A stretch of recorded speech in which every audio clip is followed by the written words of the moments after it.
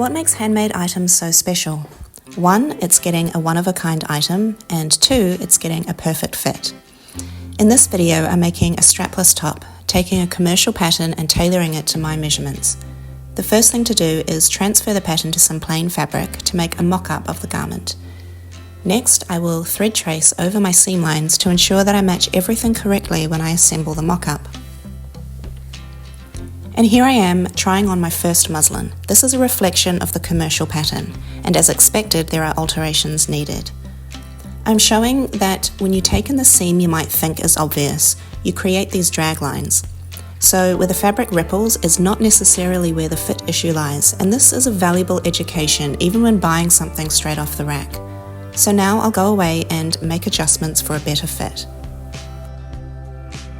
So this is my second muslin, and you're probably getting the idea that perfecting fit is quite a process. The top was fitting nicely, but the bottom was starting to look like a peplum style, which I've never gravitated towards.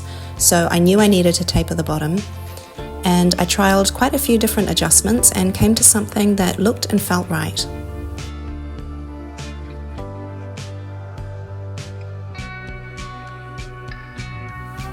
Once I was happy with my muslin, and it took about 3 goes, I transferred all the adjustments to a fresh pattern, and here it is, made in the fashion fabric. So once the shell of the garment was made, I used the same new pattern to construct a lining, because the main fabric is wool, which can be a little bit itchy against the skin.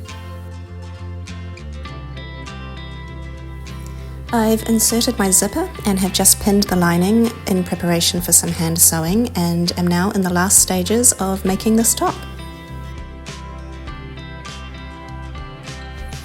In preparation for the styling section at the end of this video, I have a collection here of items that I've either handmade straight from the pattern or that I have taken ready-made and made alterations to it.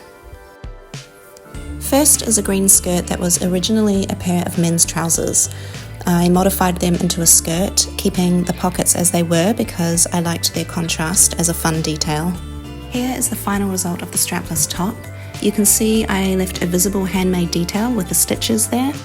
And as I said earlier, that making your own clothes means you can be as bespoke as you like about the details, and I wanted a contrast lining which moved freely from the outer shell so that it didn't pull on the garment when worn. And here it is, completed. I left the top and bottom edges raw as I wanted to offset the structure of the design with something a little more edgy and undone.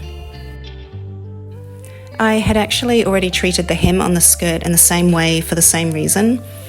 I thought it would be really fun to do what a fashion designer does, where they make a collection of clothes that belong together but can just as easily be worn separately. So this pencil skirt is made from the same fabric and with the same style and design inspiration in mind. Moving on to this shirt, it is made from a silk organza. It was purchased ready to wear, but I made some alterations to it, namely removing the tie that wrapped around the waist a few times and replacing it with a hook and eye on each side so that it was more comfortable and sat the way that I wanted it to. These pants have featured in past videos, so I won't talk about them at length, but I made these as part of an autumn collection and they're completely handmade by me. This silk organza top has an interesting backstory, at least for me, because first of all, it was made from the very first pattern I ever learned to sew with, and second of all, it was inspired by something I saw online that was really nice but not quite right, and it also retailed at over $300. So I thought, I wonder if I can just make one. So I got my leftover silk and the old pattern and created something that reflects the benefits of handmade. It's a perfect fit and it's a one-of-a-kind. And it also cost me nothing but my time. And to finish the styling, we have 2 pieces of outerwear. The first was a remake of a man's blazer that was $4 from the charity shop and made from really beautiful wool, which I refashioned into something that fits me. That project turned out to be much more difficult than I had expected. I'd never done a complete refashion before, and I ended up binding every single seam because I didn't put a fresh lining in. It's not perfect, but I love it. And the second piece is my handmade wool coat. It was a dream of mine to own a 100% wool coat with a silk lining, and I couldn't afford one, so I put in the time, I learnt how to do it, and I saved for the fabric, and I love it.